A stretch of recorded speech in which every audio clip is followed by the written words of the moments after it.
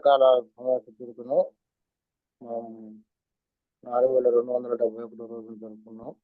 అందరికీ ఆహ్వానిస్తా ఉన్నాం. ఈ కొడుకును ప్రార్థనతో ప్రారంభించుకుందాం.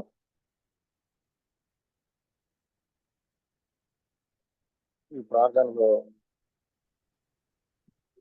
ఎస్ రాజు గారని సహోదరులు, ఎస్ రాజు గారని వారు ప్రార్థన చేస్తారు. కాన్ఫరెన్స్ లో చేరొచ్చిన పెద్దలకి, సేవకులకి అందరికి వందనాలండి. అవకాశం ఇచ్చిన మీ అందరికి ప్రభువుని స్తుతిస్తూ మీ అందరికి వందనాలు తెలియజేస్తున్నాను. ప్రార్థన చేసుకుందాం. దయగలిగిన తండ్రి, నీకు వందనాలు ప్రభువా. మమ్మల్ని ప్రేమించి మాకు ఇచ్చిన ఈ మంచి దినానికై, నూతనమైన దినానికై వందనాలు ప్రభువా. అల్పులము, అయోగ్యులము, నిన్నటి వారము మమ్మల్ని జ్ఞాపకం చేసుకుని ఉదయ కాలంలో ఏ విధంగానైనా మమ్మల్ని సంతోషపరుస్తున్నందుకు వందనాలు నాయన. మరి ఉదయకాలం ఈ జూమ్ లో నాయన మరి స్తుతిస్తూ నీ వాక్యం ధ్యానం చేస్తుండగా మా ప్రాణములకు కావలసిన ఆనందమును, ఆదరణను, బలమును దయచేయండి. మా ప్రాణాత్మ శరీరాలను దర్శించండి. వాక్యం చెప్పబోతున్న దాసుల్ని బహుగా బలపరిచి మేము నాయన నీ వాక్యం మరింత తిరిగినట్లుగా, నీ మార్గంలో నడిచినట్లుగా బలపరచండి. అటువంటి నీ మాట వినిపిస్తున్నందుకు వందనాలు. ఈ కార్యక్రమం అంతా దీవెనకరంగా, ఆశీర్వాదకరంగా జరిగించమని స్తుతిస్తున్నాం. పాట ద్వారాను, వాక్యం ద్వారాను, ప్రార్థన ద్వారాను, చేయబోయే ప్రకటనలు, ఆలోచనల ద్వారా నీకు మహిమ, మాకు ఆదరణ, ఆనందం కలుగుటూ కృప చూపించమని యేసు నామములో ప్రార్థన స్తుతించి ప్రారంభించుకుంటున్నాం తండ్రి. ఆమేన్. ఆమేన్. ఆమేన్. రాజున్నా వందనాలన్నా. వందనాలండి. Thank you. మనం ఏర్పాటు చేస్తున్నట్టుగా ఈ సమయంలో పాట పాడడానికి అన్న శీలం పరివేంక అని ఉన్నారు. మనకు పాట పాడతారు అన్న. శీలం అన్న వందనాలన్నా. ప్రవీణ్ కుమార్. ఓకే. నీవయ్యా, నీ సన్నిధికి వచ్చామయ్యా, బహుబలహీనులము యేసయ్యా, మమ్ము బలపరచుము యేసయ్యా,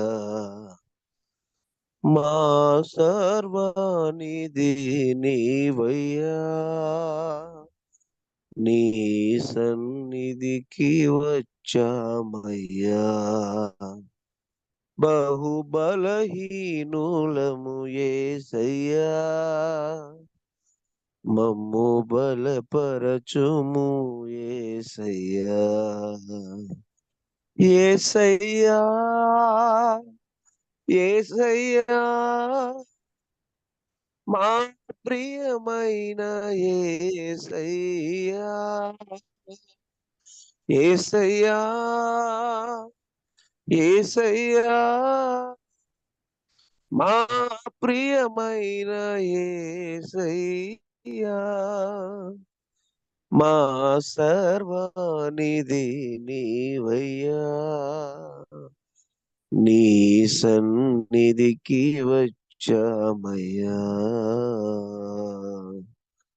మా రక్షకుడవు, మా స్నేహితుడవు, పరిశుద్ధుడవు మా యేసయ్యా, మా రక్షకుడవు, మా స్నేహితుడవు, పరిశుద్ధుడవు మా యేసయ్యా, పరిశుద్ధమైన నీ నామమును, పరిశుద్ధమైన నీ నామమును స్తుతింపవచ్చామయ్యా, మా స్తుతులందుకో యేసయ్యా, స్తుతింపవచ్చామయ్యా, మా స్తుతులందుకో యేసయ్యా యేసయ్యా యేసయ్యా మా ప్రియమైన యేసయ్యా యేసయ్యా యేసయ్యా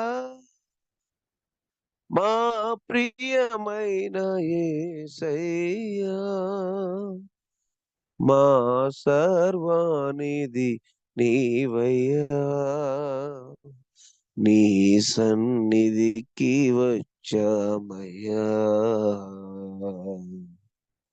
విరిగితివయ్యా నలిగితివయ్యా కలువరిలో మా యేసయ్యా విరిగితివయ్యా నలిగితివయ్యా కలువరిలో మా యేసయ్యా విరిగి నలిగిన హృదయాలతోను విరిగి నలిగిన హృదయాలతోను స్తుతింపవచ్చామయ్యా మా స్తుతులందుకో యేసయ్యా స్తుతింపవచ్చామయ్యా మా స్తుతులందుకో యేసయ్యా యేసయ్యా యేసయ్యా మా ప్రియమైన యేసయ్యా యేసయ్యా యేసయ్యా మా ప్రియమైన యేసయ్యా మా సర్వానిధి నీవయ్యా నీ సన్నిధికి వచ్చామయ్యా బహుబలహీనులము యేసయ్యా మమ్ము బలపరచుము యేసయ్యా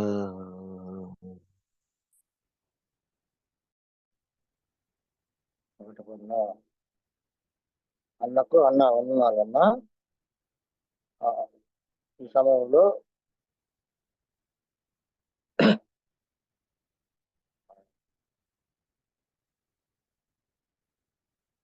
వాక్యానికి ముందుగా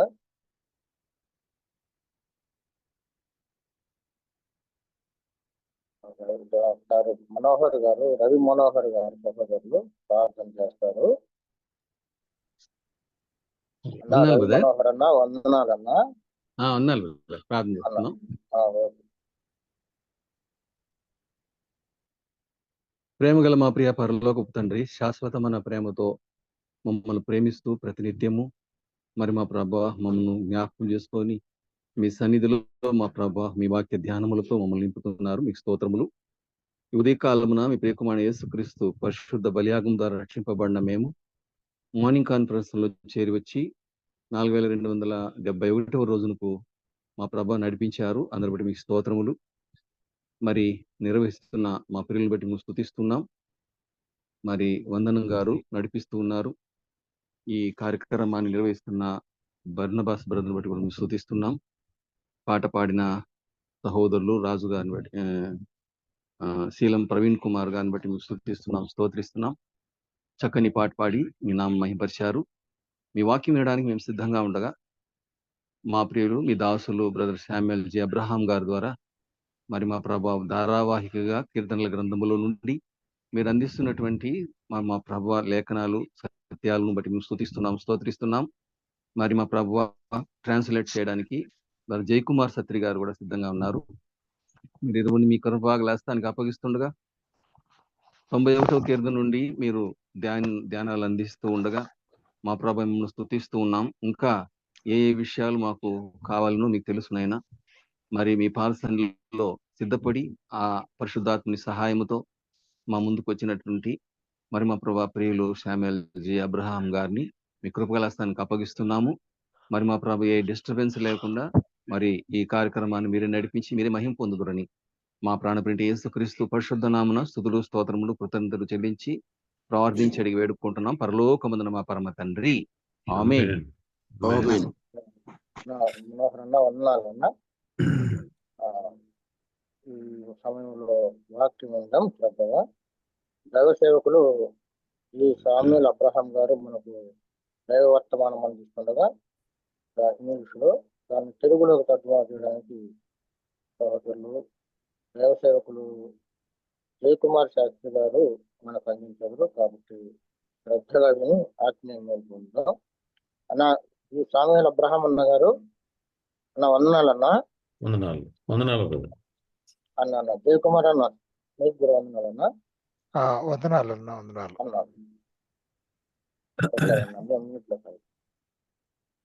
To God be the glory and good morning to every one of you. దేవునికి మహిమ కలుగును గాక. మీకు అందరికి కూడా శుభోదయం. I'm very happy to be back by the will of God after a week to continue our study from Psalm 91. 91వ కీర్తనల నుండి తిరిగి మన ధ్యానాలను మనం ఆరంభించడానికి దేవుడి చూపిన కృపను బట్టి దేవునికి స్తోత్రాలు. I want to thank both the brothers who prayed very fervently for this morning ministry, the Bible study. ఈ ఉదయకాల ధ్యానం కొరకు ఎవరైతే ఇద్దరు ప్రార్థనలు చేశారో ఇద్దరు సహోదరులకు కూడా వందనాలు. Thank you for praying for both of us, me as well as brother Jaykumar Satri. Thank you. It is so important, and so thank you very much for praying. మా ఇద్దరి గురించి అంటే నా గురించి అలాగే జయకుమార్ శాస్త్రి గారి గురించి ఇద్దరి కొరకు ప్రార్థన చేసినందుకు వందనాలు. I thank my Lord. I thank Brother Barnabas. I thank the elders of Mumbai Christian Brethren Assembly, Odi Cheruvu, for continuing to give me this platform so that we can learn from the Psalms.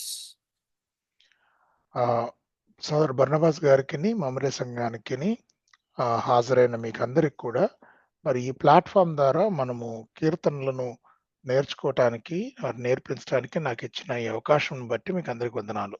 I also want to sincerely thank Brother Jaykumar Satri for being available with us early this morning so that he can translate the word for every one of our understanding. God bless you, brother.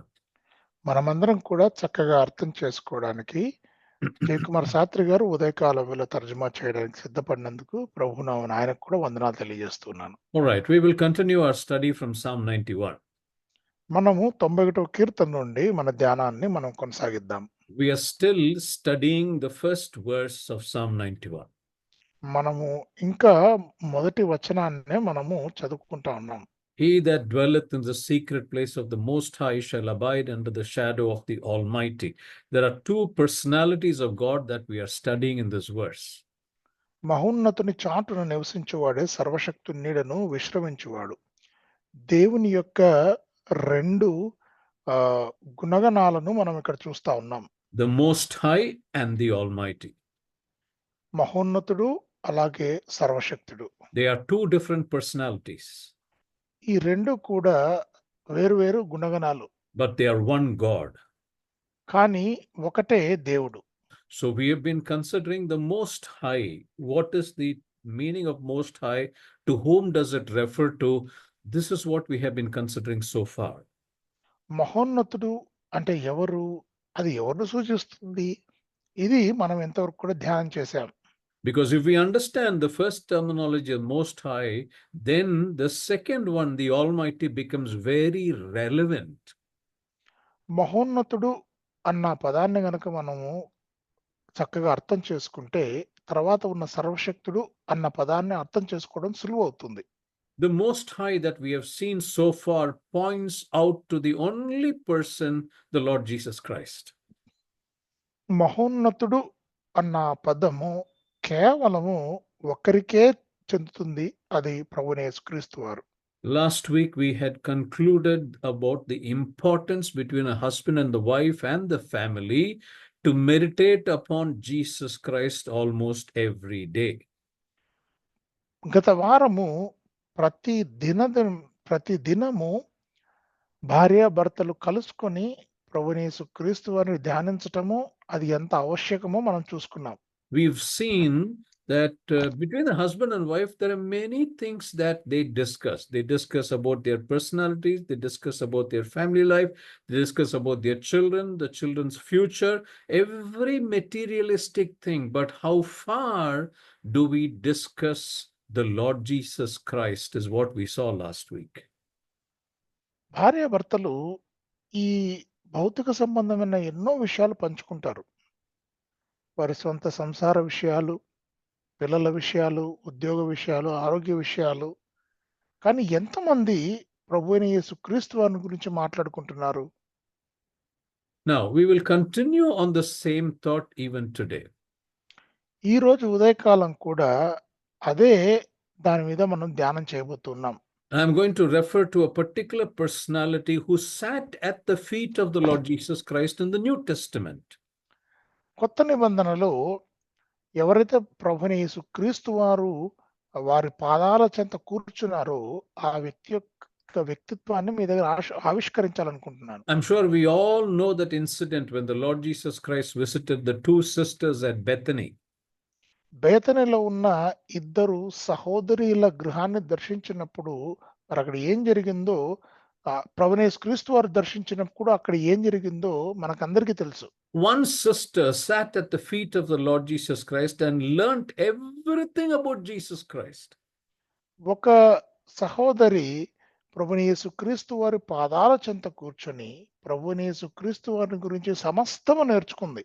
But the other sister was busy about serving a fantastic meal for the Lord Jesus Christ because he visited their home.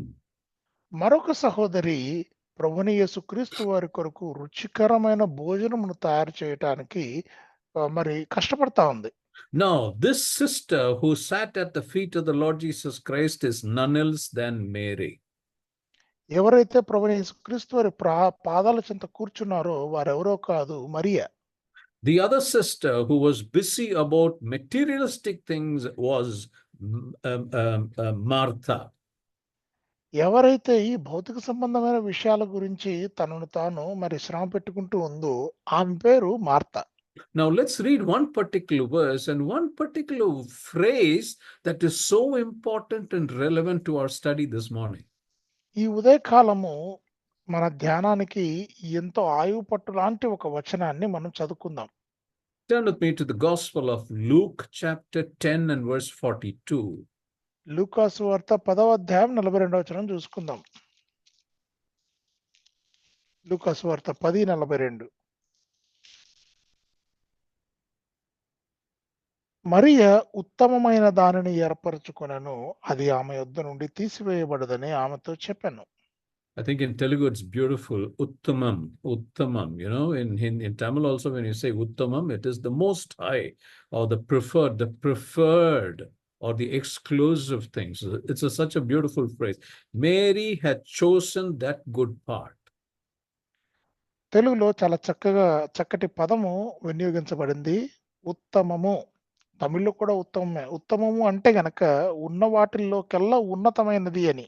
All right. Now, along with this, I want us to read another verse, verse 39.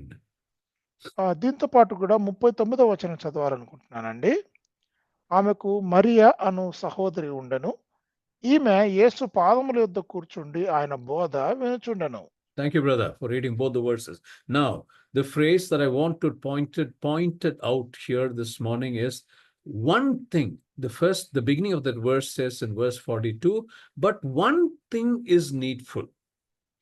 ఇక్కడ 41వ వచనము last లో మరి ఆఖరిలో అవసరమైనది ఒక్కటే అని ఉంది కదండి.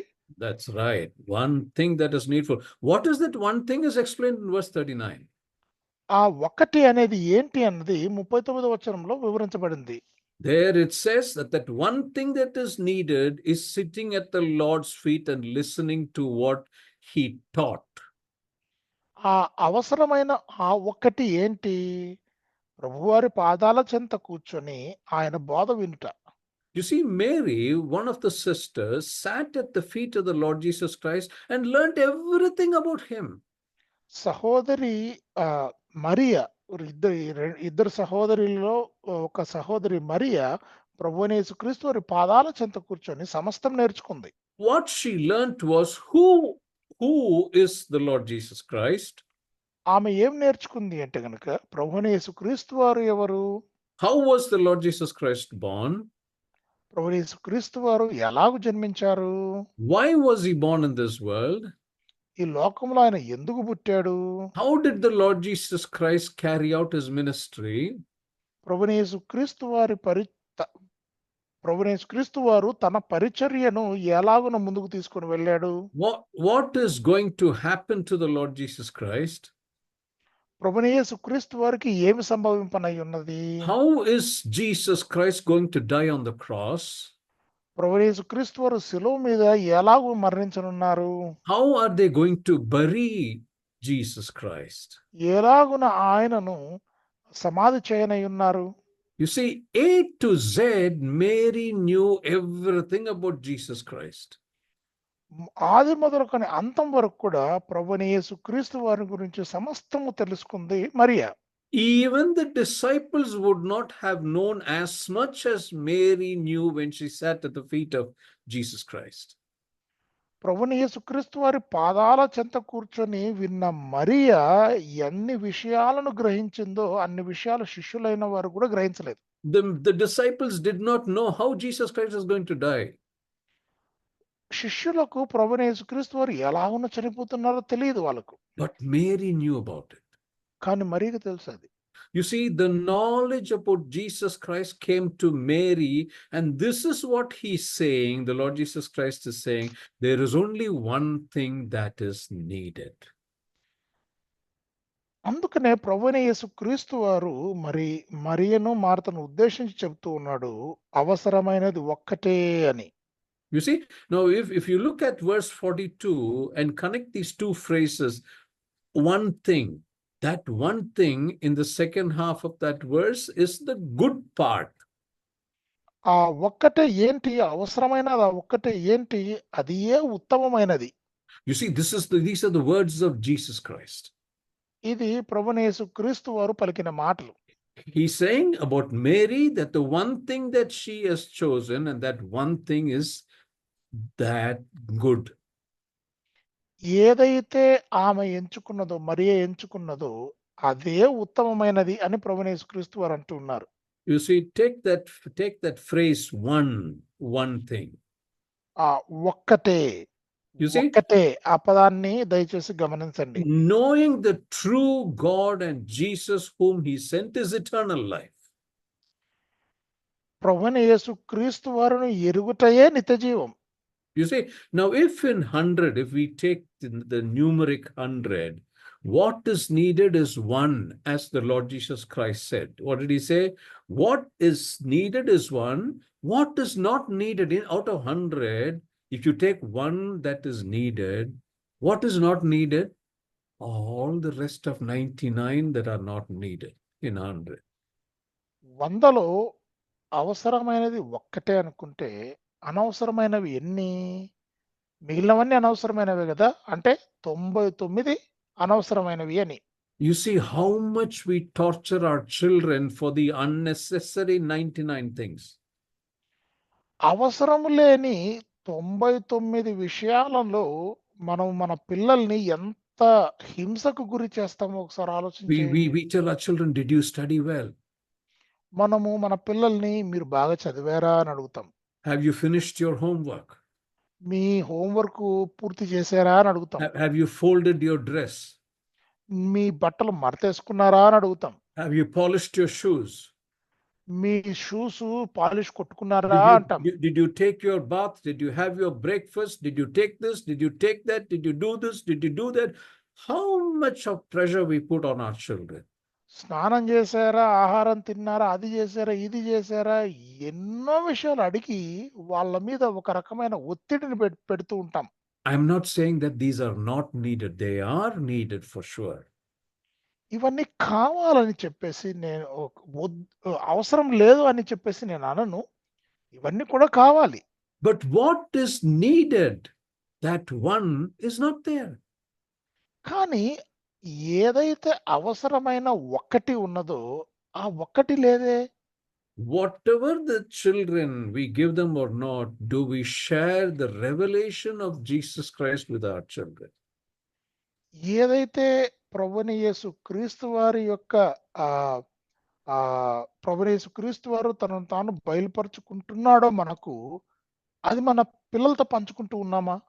You see, most of us as parents, I'm talking about myself including, we think that, oh, he's a small kid, she's a small baby, she will not understand what I'm going to say. చాలా సార్లు మనలో, నన్ను కూడా కలుపుకొని చెప్తూ ఉన్నాను. ఆ! ఇంకా చిన్న బిడ్డే గదా! చిన్న పిల్లోడు గదా! అర్థం జేసుకోలేడు అని అనుకుంటూ ఉంటాం పిల్లల గురించి. But dear parents, we need to sit down and explain to him or her, our daughter or our son, about what we have understood about Jesus. ప్రియులారా, నీవు నేను మన పిల్లలతో కూర్చొని ప్రభువైన యేసుక్రీస్తు వారిని గురించి ఆ బిడ్డ ఏం అర్థం చేసుకున్నాడు, ఎంతవరకు అర్థం చేసుకున్నాడు అనేది మనం అర్థం The చేసుకోవాలి. way the Lord Jesus Christ has been relieved to me, to Brother Jaykumar, to Brother Barnabas, to Brother Ravi Manohar, to every one of you, that is how we need to explain it to our children. ప్రభువైన యేసుక్రీస్తు వారు మనకు ఎలా కనబడుతున్నాడు, నాకెలా కనబడుతున్నాడు, జయకుమార్ గారికి ఎలా కనబడుతున్నాడు, బర్నబాస్ గారికి ఎలా కనబడుతున్నాడు, రవి మనోహర్ గారికి ఎలా కనబడుతున్నాడో, ఎవరికి కనబడిన తీరును వారు తమ పిల్లలకు వివరించుకోవాలి. You see, look at that first verse of Psalm 91. When our children begin to come under the secret place of the Most High, you know what will happen? Automatically they will come under the shadow of the Almighty. ఆ మహోన్నతుని చాటున నివసించటం మొదలు పెడితే వారంతటికి వారు సర్వశక్తుని నీడకు వచ్చేస్తారు. You see, what is needed is that one thing only. ఏదైతే అవసరమో అది ఆ ఒక్కటే. Now, knowing Jesus should become a lifestyle for me and for every one of you. ప్రభువైన యేసుక్రీస్తు వారిని ఎరుగుట, ఆయనను అర్థం చేసుకొనుట మన జీవితములో మన జీవన శైలిగా మారిపోవాలి. Our lifestyle for young people is different. Lifestyle for the newly married is different. Lifestyle for people who've got children are different. Lifestyle for people who have got married children is different. Lifestyle for people who have got grandchildren is different. For everyone, the lifestyle is different. యవనస్తులుగా ఉన్న వారి జీవన శైలి వేరు, నూతనముగా వివాహం చేసుకున్న వారి జీవన శైలి వేరు, పిల్లలు కలిగిన వారి వివాహ శైలి వేరు, వృద్ధులుగా ఉన్న వారి జీవన శైలి వేరు. ఎవరి శైలి వారిదే ఈ లోకంలో జీవించడంలో. For example, 40 years when I was working as a professional, my lifestyle was entirely different. ఉదాహరణకు నేను 40 ఏళ్ల ప్రాయంలో ఒక ఉద్యోగిగా నేను జీవిస్తూ ఉన్నప్పుడు నా జీవన శైలి ఇప్పటికున్న జీవన శైలితో పోలిస్తే చాలా వేరుగా ఉండేది. I used to get up at 5 o'clock or 5:30. By 8 o'clock, I used to be ready. After all my morning preparation, I used to leave my house to reach the office at 9 o'clock. ఉదయకాలమున 5:30కు నిద్ర లేచి 8 గంటలకంతా నేను సిద్ధపడాల్సిందంతా సిద్ధపరచుకొని, నన్ను నేను సిద్ధపరచుకొని వెంటనే కార్యాలయానికి పరిగెత్తిపోయేవాడిని. My office time is till 6 o'clock, and normally I stay back till 7 o'clock or 8 o'clock. And by the time I come back home, it's 9 or 9:30. And then I complete the rest of the work. And then again, the next day morning starts at 5:30. నా కార్యాలయం 6కి అయిపోతుంది గానీ, నేను 7, 8 గంటల వరకు అప్పుడప్పుడు ఉంటూ ఉంటాను. ఇంటికొచ్చేసరికి 9, 9:30 అయిపోతుంది. మళ్ళీ రేపు మరుసటి రోజు 5, 5:30కు లేవటము. ఇట్లా నా జీవనం కొనసాగింది ఆ వయసులో. Now, from 2021, the last 3 years, my lifestyle has entirely changed after my retirement. 21, 22 తర్వాత నేను రిటైర్ అయ్యాను. దాని తర్వాత నా జీవన శైలి పూర్తిగా మారిపోయింది. Though I get up at 5 or 5:30 or 6, the rest of the routine of my work has entirely changed. I don't have to leave at 8 o'clock to reach my office. So I relax. I do everything at my own pace. There is no rush. There is no hurry for anything. I take things as it comes and then enjoy whatever I'm doing. ఈ దినాల్లో ఇప్పుడు నేను 8 గంటలకంతా పరిగెత్తాల్సిన అవసరం నాకు లేదు ఇప్పుడు. కాబట్టి నేను లేవటం కానీ, తర్వాత నా పనులు నేను చేసుకోవటం కానీ, మరి ఇతరత్ర విషయాలు గానీ నాకు సమయం ఉన్న కొలది, సావకాశం ఉన్న కొలది నేను నెమ్మదిగా చేసుకుంటూ ఉన్నాను. Now, from the beginning of this year, I've got 2 grandchildren, and both the grandchildren are in my house, and both of them require my attention, apart from their parents. So my lifestyle is even further changed. నా ఇంట్లో ఇద్దరు చంటి పిల్లలున్నారు. ఈ సంవత్సరం దేవుడు ఇద్దరినిచ్చాడు. వారికి సమయం ఇవ్వవలసిన అవసరత ఉన్నది. వారు మా ఇంట్లోకొచ్చిన తర్వాత నా జీవనశైలి మరింత మారిపోయింది. All these examples I'm giving to show what is a lifestyle. ఈ ఉదాహరణలన్నీ కూడా జీవన శైలి అంటే ఏంటిదో వివరించడానికి మీకు చెప్పాను. But dear brothers and sisters and dear believers, our lifestyle should be knowing and speaking more about Jesus Christ apart from all the rest of the things that we do. కానీ మన జీవితము, మన జీవన శైలి కూడా ప్రభువైన యేసుక్రీస్తు వారిని ఎరగటము, అర్థము చేసుకోవటంగా మనం పెట్టుకోవాలి. You see, coming back to Psalm 91, what is David doing? David is now preparing his son to take over his successful empire. ప్రభువైన యేసుక్రీస్తు వారిని తండ్రిని దేవుడు come again, brother. David. Coming back to Psalm 91, David is now passing on the success of his empire to his son Solomon. దావీదు 91వ కీర్తనలో ఏదైతే తాను రాజ్యము విషయములో పురోగతిని సాధించాడో, అంటే మంచి ఏదైతే ఆ సక్సెస్ సాధించాడో, ఆ సక్సెస్ ఉన్న ఆ రాజ్యాన్ని తన కుమారుడైన సొలొమోనుకు అప్పజెప్పడానికి సిద్ధపడుతున్నాడు. Starting from verse 1, David is explaining to his son Solomon how he reached this high career in his life.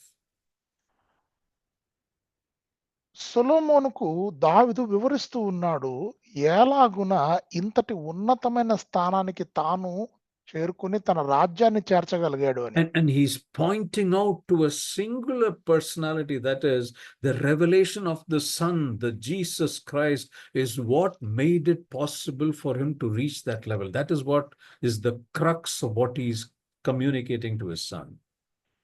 ఇక్కడ 91వ కీర్తనలో ఆయన ప్రభువైన యేసుక్రీస్తు వారిని బయలుపరుస్తూ ఉన్నాడు. ప్రభువైన యేసుక్రీస్తు వారు తనకు అర్థమైన విధంగా, తాను చూసిన విధంగా సొలొమోనుకు వివరిస్తూ ఉన్నాడు. So the lesson for you and for me and every one of us this morning from that verse 1 is that our meditation, our revelation, our talk every day should be about the Lord Jesus Christ and his revelation to us. 91వ కీర్తన మొదటి వచనాన్ని ఆధారంగా చేసుకుని నేను మీతో చెబుతూ ఉన్నది ఏంటి అంటే గనక, మన మాట,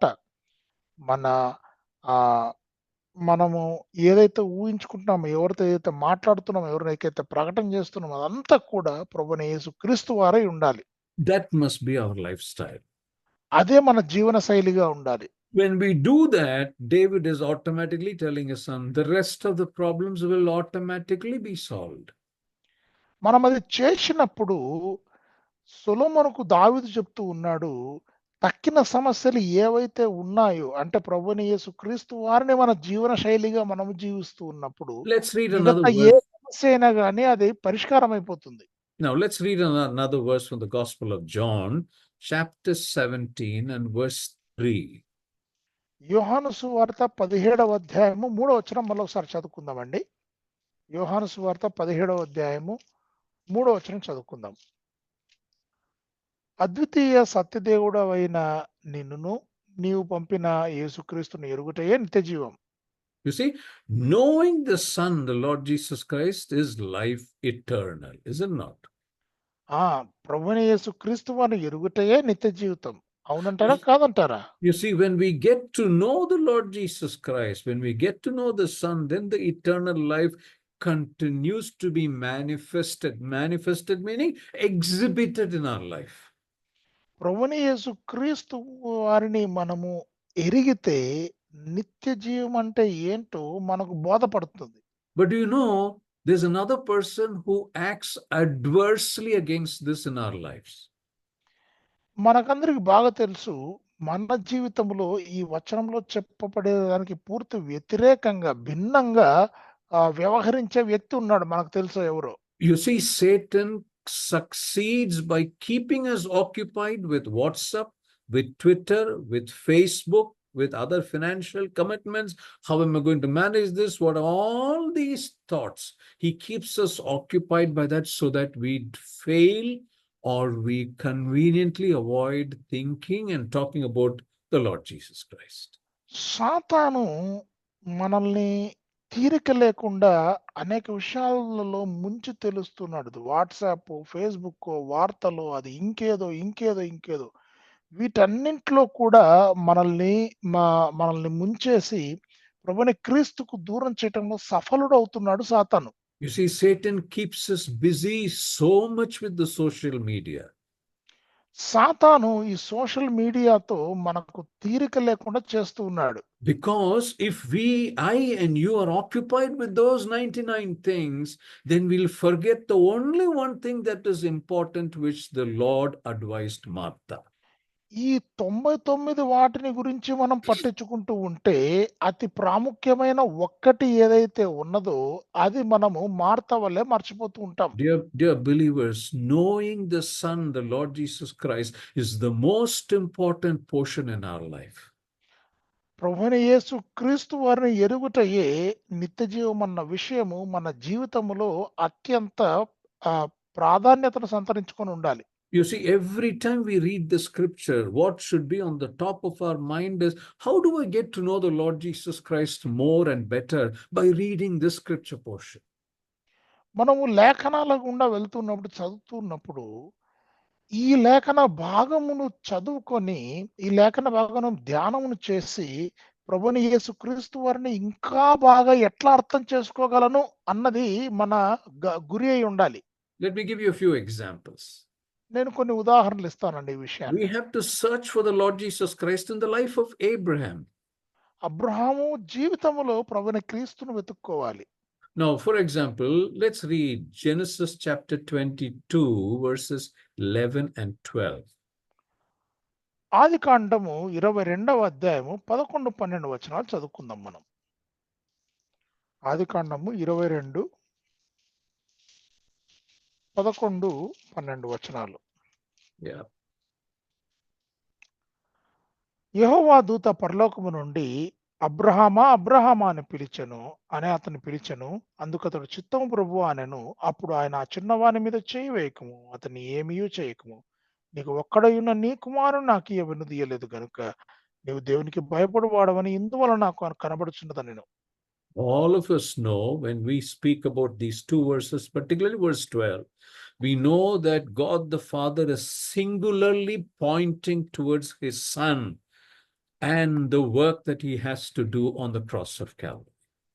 ఈ 12వ వచనము మరి ముఖ్యంగా మనం ఆలోచన చేస్తే, తండ్రి అయిన దేవుడు తనకున్న ఏకైక కుమారుడు మరి ఈ లోకములో ఏ పని చేయాలి, ఆ సిలువ మీద ఎట్లా ఉంటుంది పరిస్థితి అన్నది ఇక్కడ వివరిస్తూ ఉన్నాడు. You see, verse 12 is pointing out directly towards the Lord Jesus Christ, and that is what our meditation should be about. 12వ వచనము ప్రభువైన యేసు క్రీస్తు వారిని నేరుగా చూపిస్తుందండి. మన ధ్యానం అంతా కూడా అది అర్థం చేసుకోవడానికి ఉండాలి. Now let's look at another example. Genesis chapter 22 and verse 6. 22వ అధ్యాయం 6వ వచనం కూడా ఒకసారి చదువుకుందాం. దహన బలికి కట్టెలు తీసుకొని తన కుమారుడు ఇస్సాకు మీద పెట్టి తన చేతితో నిప్పును కత్తిని పట్టుకొని పోయిన వారిద్దరు కూడి వెళ్ళుచుండగా.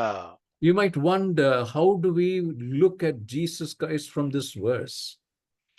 ఈ వచనములో నుండి ప్రభువైన యేసు క్రీస్తు వారిని ఎట్లా చూడాలబ్బా అని మనకు ఒక ప్రశ్న రావచ్చు. You see, Isaac, the son of Abraham, is like a prefigure of the Lord Jesus Christ. ఇస్సాకు ప్రభువైన యేసు క్రీస్తు వారికి ముంగుర్తుగా ఉన్నాడండి. What do we read in the first portion? He is bearing his wood and then he's ascending up the hill with his father. ఇస్సాకు దహన బలికి కట్టలను మోసుకుంటూ తన తండ్రి అయిన అబ్రహాముతో కలిసి కొండ ఎక్కుతూ ఉన్నాడు. And he is in complete obedience to his father as he ascends the hill to go and worship the Lord with the wood on his back. ఆ కొండ ఎక్కిపోతూ ఉండగా, ఆ కట్టలను మోసుకుంటూ తండ్రితో కూడా కొండ ఎక్కిపోతూ ఉండగా పరిపూర్ణంగా తండ్రికి విధేయుడైన వాడుగా అక్కడ ఇస్సాకు కనబడుతున్నాడు. He carried the fire, he carried the knife, he carried the wood, and everything I carried as how instructed by his father, and he was ascending the hill. తన తండ్రి అయిన అబ్రహాము చెప్పిన రీతిగా దహనబలికి కట్టెలు, నిప్పు అన్ని పట్టుకొని ఆయన స్వయంగా ఎక్కుతూ ఉన్నాడు. Now let's read another example. ఆ 3వ వచనం కూడా చూసుకుందాం ఒకసారి. Genesis chapter 32 verse 25. 32వ ఆదికాండము 25వ వచనం. 32:25. తాను అతనిని గెలవకుండుట చూచి తొడ గూటి మీద అతనిని కొట్టెను. అప్పుడు అతడు ఆయనతో పెనుగులాడుట వలన యాకోబు తొడ గూడు వసిలెను.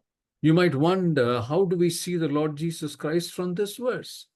ఈ వచనంలో క్రీస్తుని ఎట్లా చూడటము అని మనకు ఆశ్చర్యం వేయవచ్చు. Here you see that the Lord God or the angel, the man with whom Jacob was wrestling until the break of day, he touched the hip or the thigh of Jacob.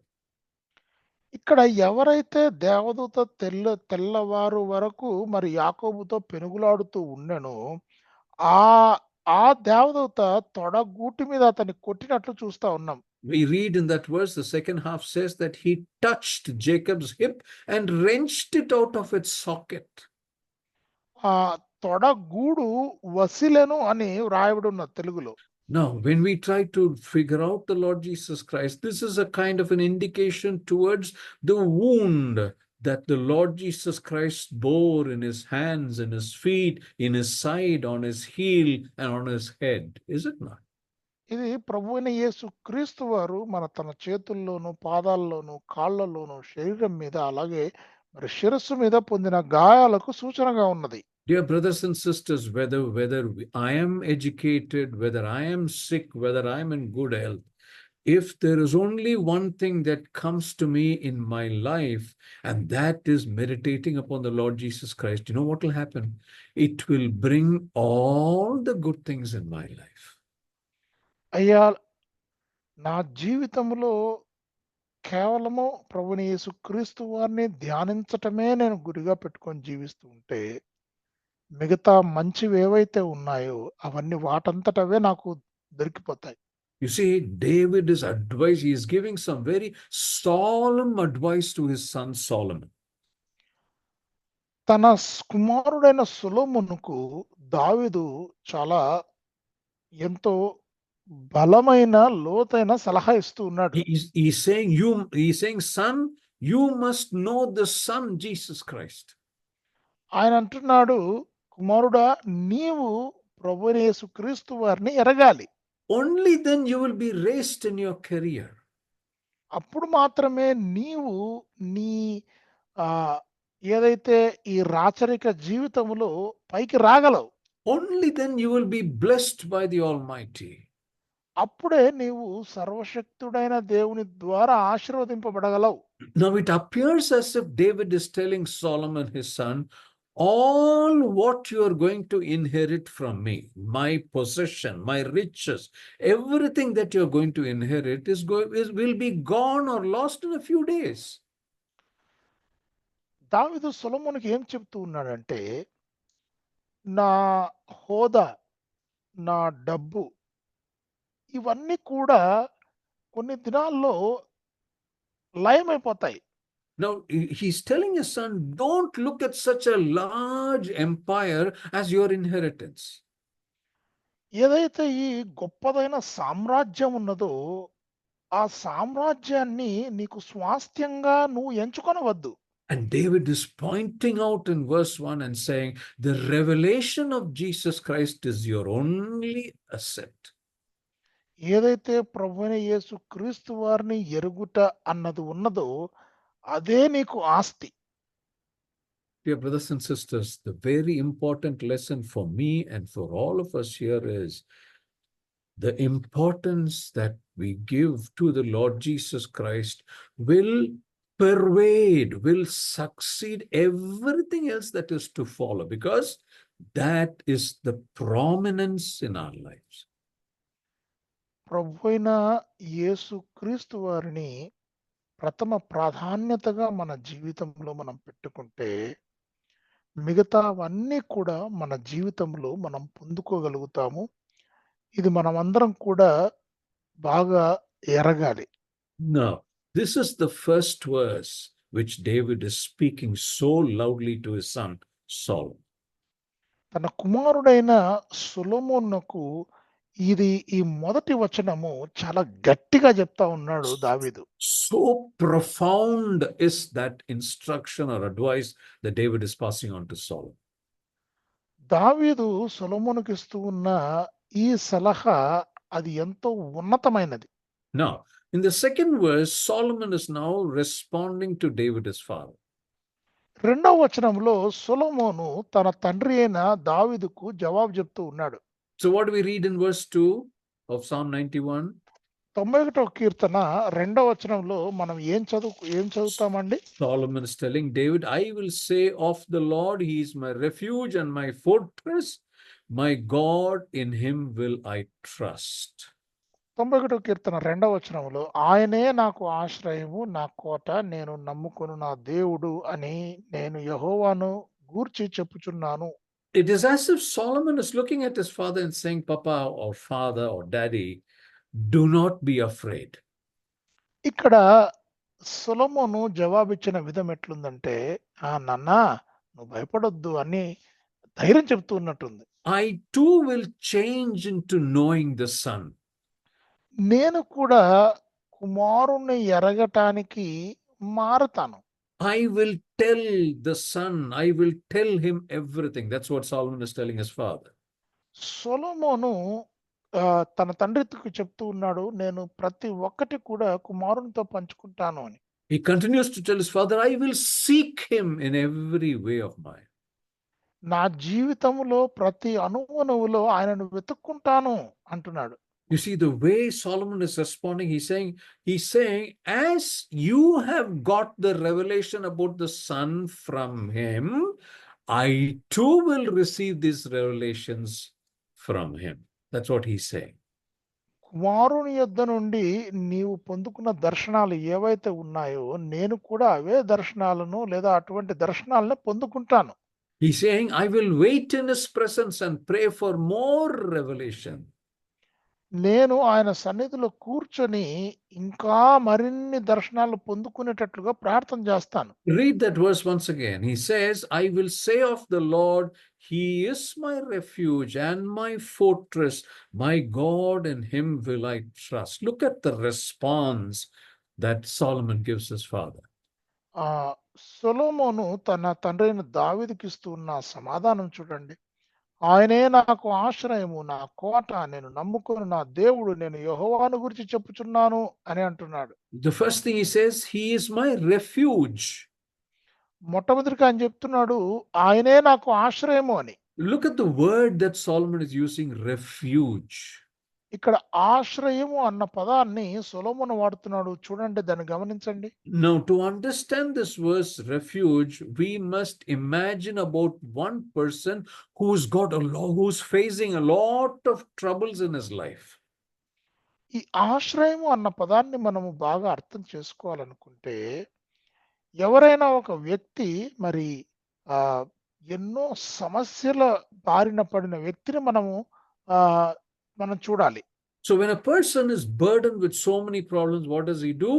He normally tries to share it with another person, shares his burden, shares all that he is going through, and he looks for a solution or solace or comfort from that person.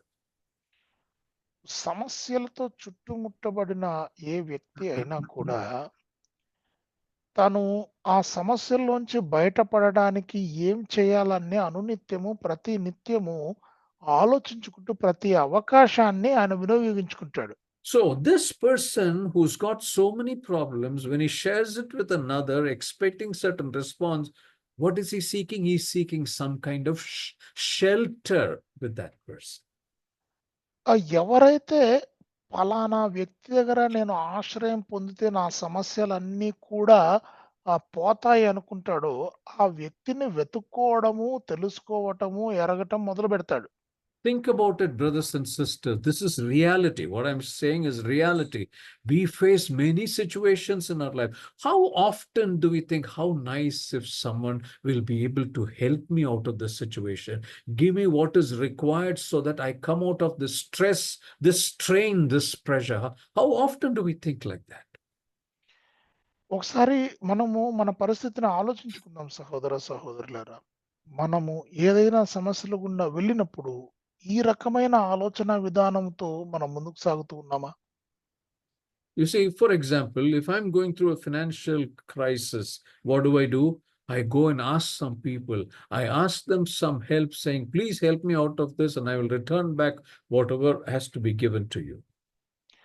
ఏదైనా మనం ఒక సమస్య గుండా వెళ్తూ ఉన్నప్పుడు మనము ఏదైనా వ్యక్తి మనల్ని ఆదుకుంటాడని మనకు అవగాహన ఉన్నప్పుడు ఆ వ్యక్తి దగ్గరికి పోయి, అయ్యా మీరు నాకు ఇప్పుడు సహాయం చేయండి, మళ్ళీ నేను బాగుపడిన తర్వాత తిరిగి మీకు ఇవ్వాల్సిందంతా ఇచ్చేస్తాను అన్నట్లుగా మనం ఆయనతో మాట్లాడతాం. I go from one person to another person, and none of them help me. నేను ఒకరి దగ్గరికి, ఆ తర్వాత ఇంకొకరి దగ్గరికి, ఆ తర్వాత ఇంకొకరి దగ్గరికి, ఇట్లా నాకు తెలిసిన వాళ్ళందరి దగ్గరికి వెళ్తాను కానీ ఎవరు కూడా సహాయం చేయరు. The people to whom I go and they don't help, that is not called shelter. నేను ఎవరి దగ్గరికైతే నేను సహాయం కోసం వెళతానో, నాకు అక్కడ సహాయం దొరకకపోతే దాన్ని ఆశ్రయము అనం. Everyone that I have gone to has refused to help me. Now I am beginning to lose hope. నేను ఎవరి దగ్గరికైతే వెళ్ళినానో వెళ్ళిన ప్రతి ఒక్కరు కూడా నాకు సహాయం చేయడానికి నిరాకరించారు. అప్పుడు నాలో ఉన్న ఆశ అంతా కూడా చచ్చిపోతుంది. I suddenly think, oh, that person I forgot. I should have asked him. He is quite influential. He'll be able to help me. So I go and ask him, and he also refuses to help. ఆఖరుగా అదిగో పలానా వ్యక్తిని గురించి మర్చిపోయాను, అడగడం మర్చిపోయానే, ఆ వ్యక్తి ఎంత పలుకుబడినగలిగిన వ్యక్తి, ఆ వ్యక్తి నాకు సహాయం చేస్తే చాలా బాగుంటుంది అని చెప్పేసి ఆ వ్యక్తి దగ్గరికి పోయినప్పుడు ఆ వ్యక్తి కూడా సహాయ నిరాకరణ చేస్తాడు. All sources that I think that I can go and ask for help is locked. ఏదైతే ఈ మూలాలు ఉన్నాయో, సహాయం వచ్చే దారులు ఉన్నాయో, ఆ దారులన్నీ మూసుకొని పోయినాయి. As a last resort, I go to one place or one person who will save me. ఆఖరుగా ఎవరైతే నన్ను రక్షించగలరో ఆయన దగ్గరికి వెళ్తాను. That last source, brothers and sisters, is called shelter, or it's called refuge. అన్ని దారులు మూసుకొని పోయిన తరువాత సహాయానికి ఏదైనా దారి మనకు కనపడింది, ఆధారము మనకు కనపడిందంటే దాన్ని, ఆ వ్యక్తిని మనము ఆశ్రయము అంటాం. You see, when everything else fails, this only one source that will help me, that is called refuge. అన్ని విఫలమైపోయినప్పుడు ఏదైతే ఆ వనరు మనల్ని ఆదుకుంటుందో ఆ వనరును మనము ఆశ్రయము అంటాం. Now, to give you a live example, take the case of Sri Lanka. మీకు ఒక చక్కటి ఉదాహరణ ఇవ్వాలంటే గనక శ్రీలంకను తీసుకుందాం. Now, a few years back, there was a war in Sri Lanka. కొన్ని సంవత్సరాల క్రితం శ్రీలంకలో యుద్ధం ఉన్నింది. What did the people of Sri Lanka do then? శ్రీలంకలో ఉన్న ప్రజలు ఏం చేస్తారు అప్పుడు? To save their lives, they did various things. వారు వాళ్ళ జీవితాలను కాపాడుకోవడానికి ఎన్నో చేశారు. What did they do? ఏం చేశారు వాళ్ళు? They went to the government and represented their pathetic condition. వారు ప్రభుత్వం దగ్గరికి పోయి వారు ఎంతటి హీనమైన స్థితిలో ఉన్నారో అది వారు చెప్పుకున్నారు. They went to other sources for help, other countries for help. వేరే దేశాలకు వెళ్ళారు సహాయం కొరకు, వేరే దారులు ఎత్తుక్కున్నారు.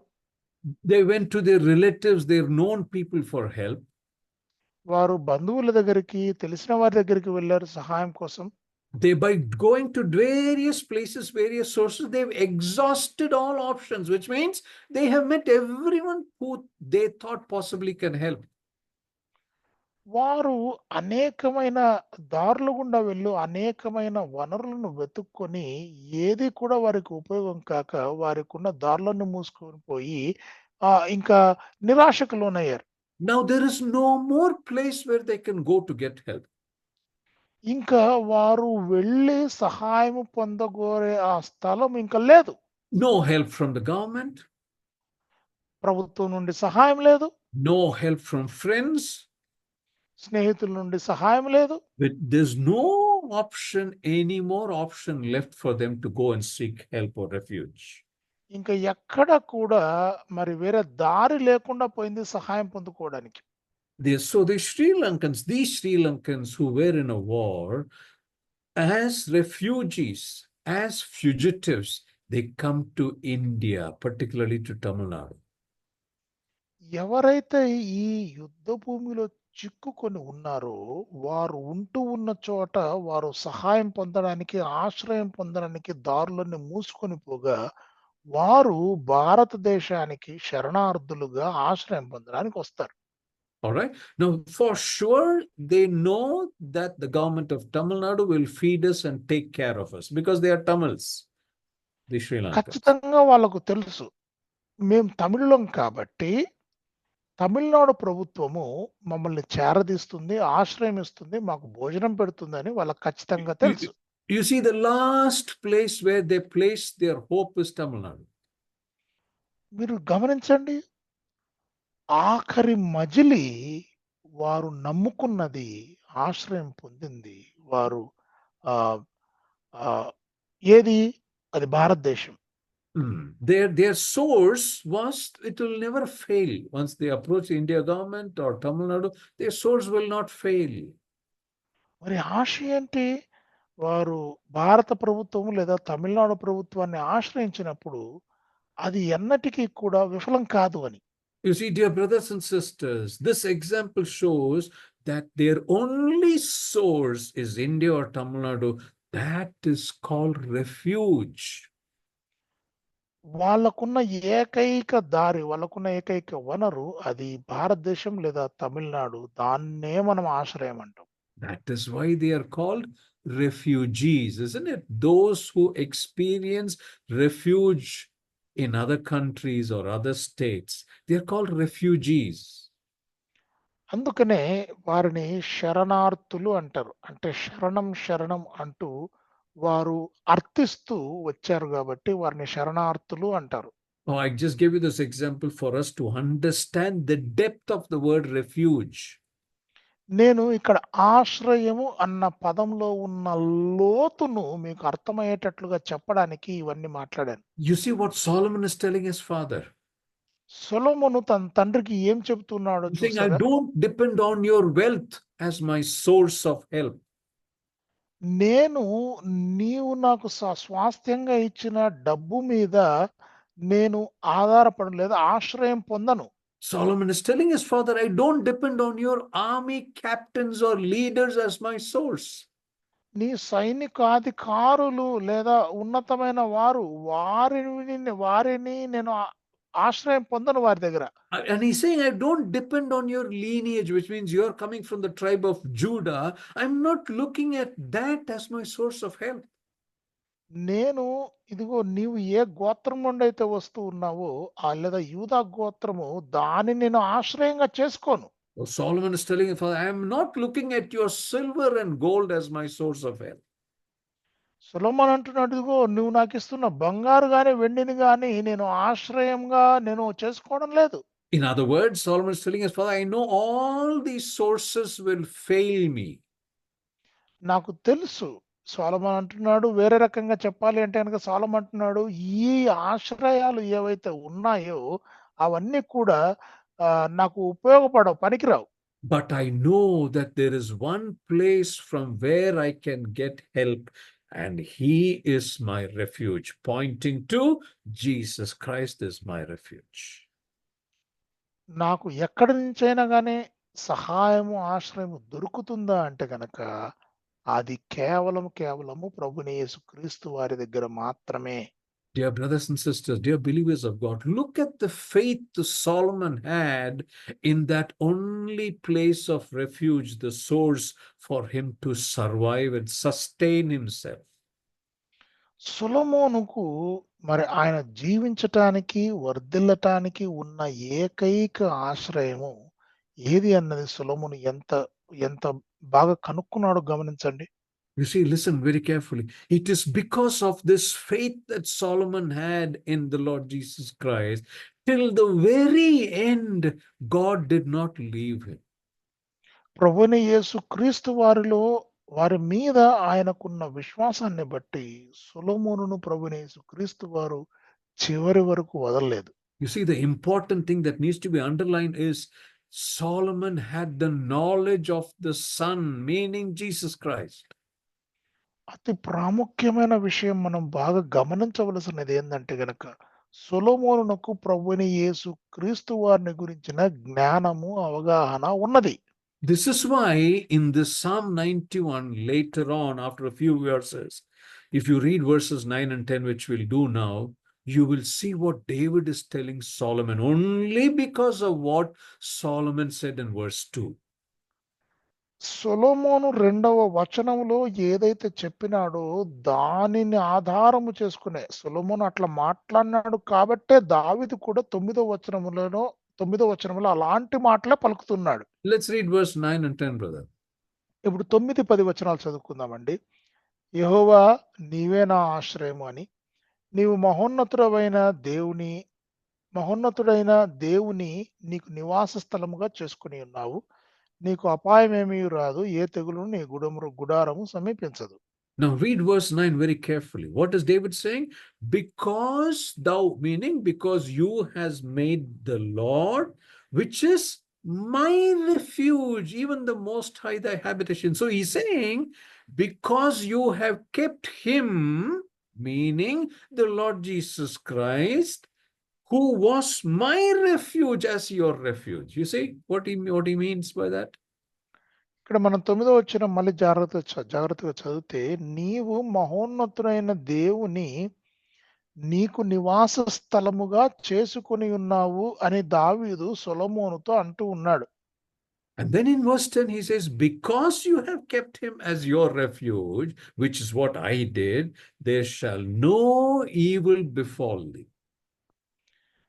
నీవు మహోన్నతుడైన దేవుని నీకు నివాస స్థలముగా చేసుకొని ఉన్నావు కాబట్టి 10వ వచనంలో దావీదు అంటూ ఉన్నాడు, నీకు ఏ అపాయము రాదు, ఏ తెగులును నీ గుడారము సమీపించదు అని. You see, brothers and sisters, another very, very important thing that we can understand when you compare verse 2 with verse 9 and 10 is, 2వ వచనాన్ని 9, 10 వచనాలతో పోల్చుకొని మనం ఆలోచన చేస్తే మనకు స్ఫురించే ప్రాముఖ్యమైన విషయం ఏంటి అంటే, the mindset of David and his son Solomon are just the same.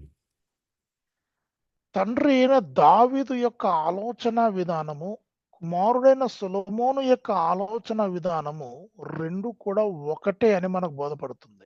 Meaning, for both of them, for David and his son Solomon, the only source is whom?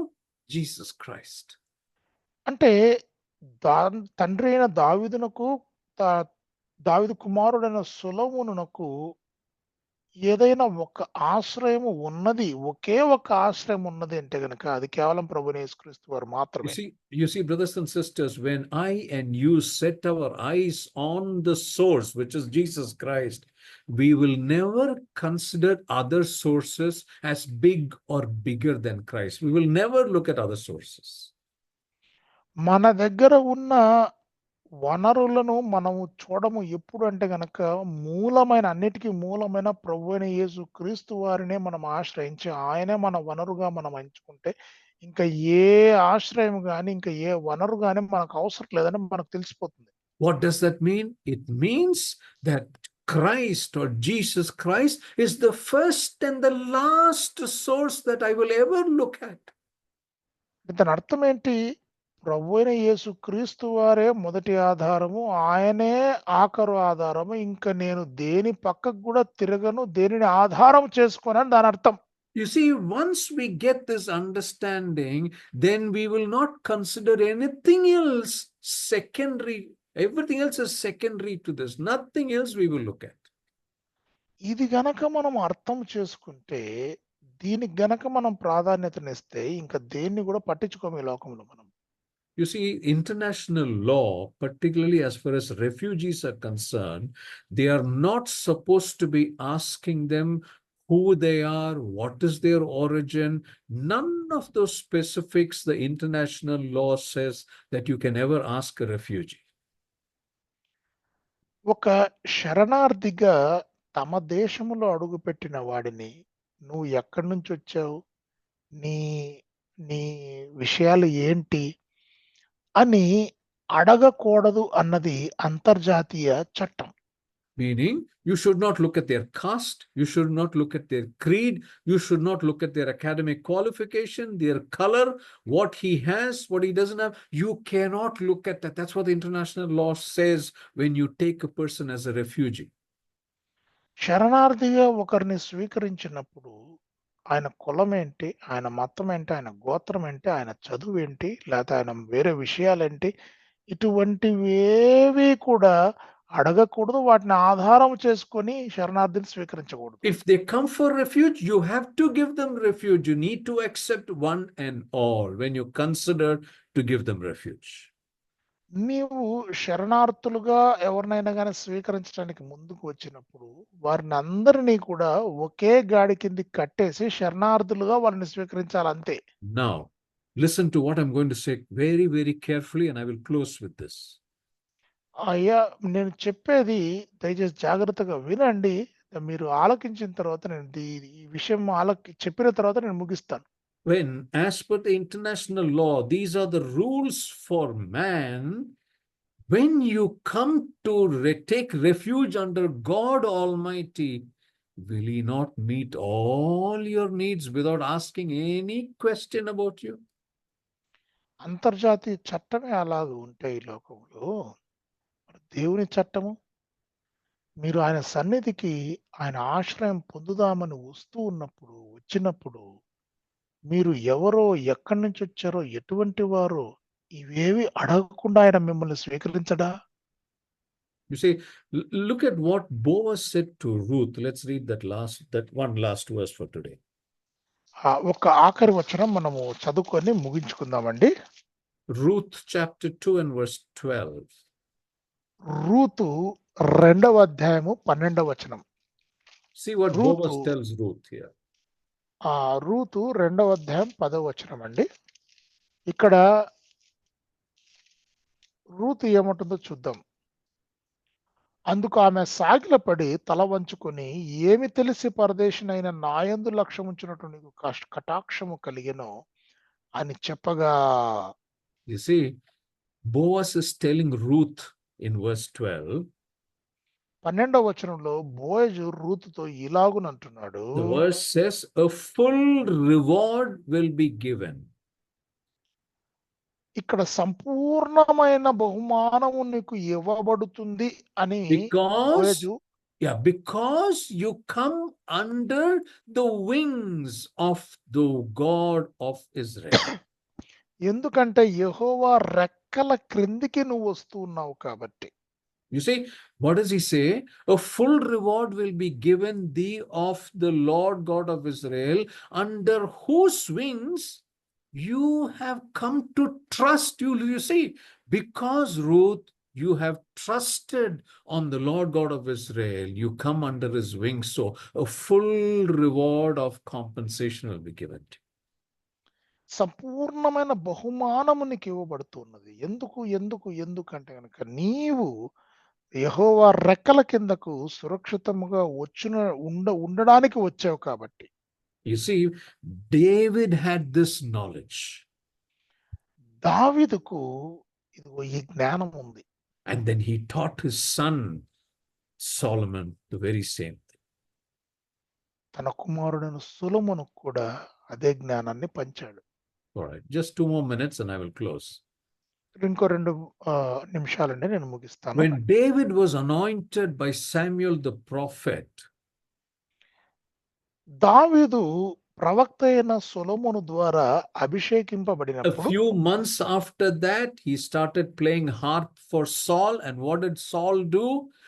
Saul aimed at killing David. At least 7 times he threw the javelin at David to kill him. Solomon Saul. క్షమించాలి, దావీదు మరి అభిషేకింపబడిన తర్వాత కొన్ని నెలలకు Yeah. సౌలు దగ్గర ఆయన వీణ వాయించటం మొదలుపెట్టాడు. అయితే సౌలు ఏం చేశాడు? దాదాపుగా 7 సార్లు ఈటను గురిపెట్టి దావీదును చంపడానికి చూశాడు. And David runs away, escapes.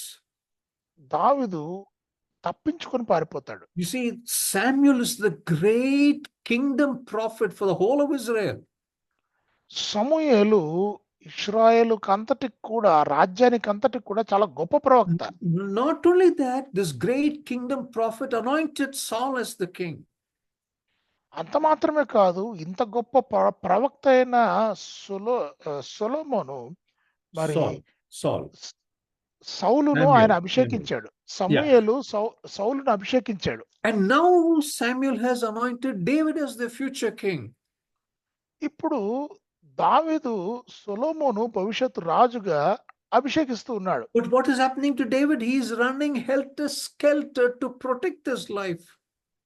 కానీ దావీదు ఏం చేస్తున్నాడు? ఇక్కడికి అక్కడికి తిరుగుతా ఉన్నాడు తన భర్తను, తన జీవితంను కాపాడుకోవడానికి. Normally what a person will do, he'll immediately run to the great kingdom prophet Samuel and said, listen, you anointed me as king, you anointed Saul as king, Saul is now chasing me, he wants to kill me, please do something to stop Saul. That is normally what a person does, is it not? సామాన్యంగా ఏం చేస్తారండి? దావీదు అయితే అక్కడికి ఇక్కడికి పారిపోతున్నాడు కానీ సామాన్యంగా ఏం చేస్తారు? మన సమూయేలు దగ్గరికి వెళ్ళిపోయి ఆయన దగ్గర కూర్చొని, అయ్యా మీరే కదా నన్ను అభిషేకించింది, మరి సౌలేమో నన్ను సంపనికి ప్రయత్నం చేస్తున్నాడు, ఆయనకి చెప్పండి అయ్యా, నన్ను సంపొద్దని ఆయనకి చెప్పండి అయ్యా, ఆయన దగ్గర కూర్చొని వేడుకుంటారు. You see, it was the easiest thing for David to go and take refuge in prophet Samuel, the kingdom prophet. ఆ రాజ్యానికి ప్రవక్త అయిన సమూయేలును ఆశ్రయించటానికి అది చాలా ఈజీ దావీదుకు అక్కడ. Listen, brothers and sisters, not once did David ever go to Samuel for refuge. ఒక్కసారి కూడా దావీదు సమూయేలు వద్ద ఆశ్రయం పొందడానికి ప్రయత్నం చేయలేదు. You see, after David was anointed as king by the great kingdom prophet Samuel, he met this Samuel only once after that. ఈ సమూయేలు అభిషేకింపబడిన తర్వాత దావీదును సమూయేలు అభిషేకించిన తరువాత దావీదు మళ్ళీ కేవలం ఒక్కసారి మాత్రమే సమూయేలును కలిశాడు. David never went to prophet Samuel seeking help. దావీదు మరలా తిరిగి ప్రవక్త అయిన సమూయేలును సహాయం కొరకు ఎన్నడూ కూడా వెళ్ళలేదు ఆయన దగ్గరికి. Only when prophet Samuel was in his deathbed, David went there to pay his last respects. సమూయేలు తన మరణ శయ్య మీద ఉన్నప్పుడు మరి ఆఖరు చూపుగా చూసి రావడానికి మాత్రమే దావీదు వెళ్ళాడు. That was the only time David met Samuel. దావీదు సమూయేలును కలిసిన ఆఖరుసారి మరి చివరిసారి ఒక్కసారి కూడా అదే. You see, David knew that all sources will fail him. దావీదుకు తెలుసు ఆయన ఆధారాలు లేదా దారులన్నీ కూడా ఈయనకు సహాయం ఏమి చేయవు అని. But the Lord will not fail him in any way. కానీ దేవుడు ఆయనను ఏ రకంగా కూడా నిరాశపరచడు అని ఆయనకు తెలుసు. You see, David made the Lord as his first and last source in his whole life. దావీదు తన మొదటి అలాగునే ఆఖరు దారిగా, వనరుగా, మూలంగా, ఆధారంగా, ఆశ్రయంగా దేవుణ్ణి ఎంచుకున్నాడు. All right, brothers and sisters, I stop here. I've taken 15 minutes more. My apologies. I hope this has been a useful study. God willing, we will continue the study next week. God bless all of you. Thank you very much. And thank you, Brother Jay Kumar, for your wonderful, patient translation of word to word. God bless you too. Thank you very much. నేను ముగిస్తున్నానండి. 15 నిమిషాలు నేను ఎక్కువగా తీసుకున్నాను. దయచేసి నన్ను క్షమించండి. మరి ఎంతో ఓపికగా మీకు అందరికీ కూడా వందనాలు. ఎంతో ఓపికగా మరి తర్జుమా చేసినందుకు జయకుమార్ గారికి కూడా వందనాలు. ఈ ధ్యానము మీకు అందరికి కూడా ఎంతో ఉపయోగకరంగా ఉంటుందని నేను ఆశపడుతున్నాను.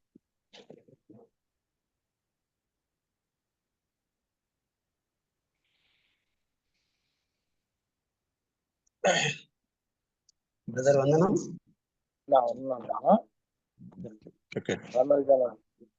అబ్రాహ్మణ గారు అన్నది, అలాగే ఉద్యమా చేసినటువంటి జయకుమార్ శెట్టి అన్న గారికి కూడా ఉన్నాను తెలియజేస్తున్నాను. ప్రార్థన రామ్మూర్తి నాయక్ గారు అని ఉన్నారు, రాయబడింది. అన్నగారు రామ్మూర్తి నాయక్ అన్న ప్రార్థన చేయండి. అయ్యగారు ప్రార్థన. అయ్యగారు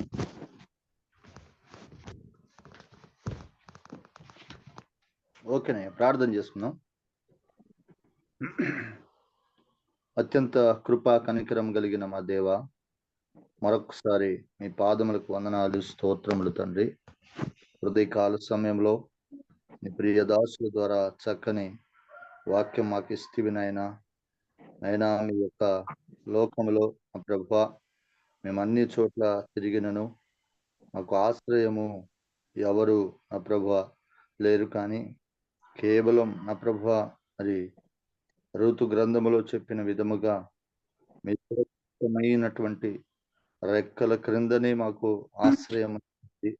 నా ప్రభు అటువంటి గొప్ప కార్యం మాకు వినిపించినందుకు, జరిపించినందుకు మీకు స్తోత్రం తండ్రి. ఈ లోకంలో ఉన్నంత వరకు నాయన దావీదు నా ప్రభు అనేక చోట్ల తిరిగినట్లుగా మేము తిరగకుండా కేవలం మీ సురక్షితమైనటువంటి రెక్కల నీడలో, రెక్కల ఆశ్రయంలో మేము నాయన మరి ఆశ్రయం పొందడానికి, నా ప్రభువా మేము మేలు పొందడానికి కేవలం మిమ్మలను పట్టుకొని మీ పాదాల చెంత చేరుకొని ప్రతిదినమునైనా మీ ఆశ్రయమును కోరుకుంటూ మీతో కలిసి జీవించటమే మాకు గొప్ప భాగ్యమని నాయన నీ ప్రియదాసుని ద్వారా చక్కని వర్తమానం ఈ హృదయ కాలంలో అందిస్తేవి. దాన్ని బట్టి మీకు వందనాలు, స్తోత్రం. ఆయన మీటింగ్ లో నా ప్రభువా మరి జైనటువంటి ప్రతి ఒక్కరిని, వారి కుటుంబాలను, వారి పరిచర్యలను మీరు దీవించండి, ఆశీర్వదించమని వేడుకుంటున్నాం తండ్రి. ఎవరిది కాల సమయంలో మరొకసారి నా ప్రభువా నాయన విజయవాడలో వరద బాధితులకు నాయన ఎంతో మంది నా ప్రభువా వారి యొక్క ఆశ్రయాన్ని కోల్పోయి ఉన్నారు. అటువంటి వారిని కూడా నాయన మీరే ఆశ్రయమై ఉండి వారిని నా ప్రభు ఆదుకుంటూ నడిపిస్తున్నందుకు మరొక్కసారి కృతజ్ఞత, స్తుతి, స్తోత్రాలు చెల్లించుకుంటాం. ఈ హృదయ కాల సమయంలో మాకు ఇచ్చినటువంటి ఇట్టి మంచి సమయాన్ని బట్టి నాయన, మంచి తరుణాన్ని బట్టి, ఈ ఉదయ కాలపు నా ప్రభా మరి యొక్క జూమ్ ద్వారా అనేకమైన సత్యాలు నేర్చుకున్నటువంటి విధానాన్ని బట్టి మీకే కృతజ్ఞత, స్తుతి, స్తోత్రాలు చెల్లించుకుంటాం. ఘనత, మహిమ, ప్రభావం, కీర్తి మీరు పొందుకున్నాను. మా రక్షకుడు యేసునామమున అడుగుచున్నాను పరమ తండ్రి, ఆమేన్.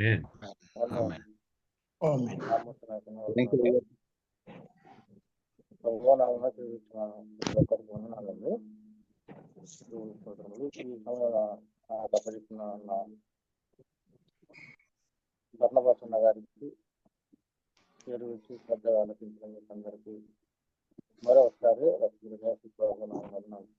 అన్న ధర్మభాషణ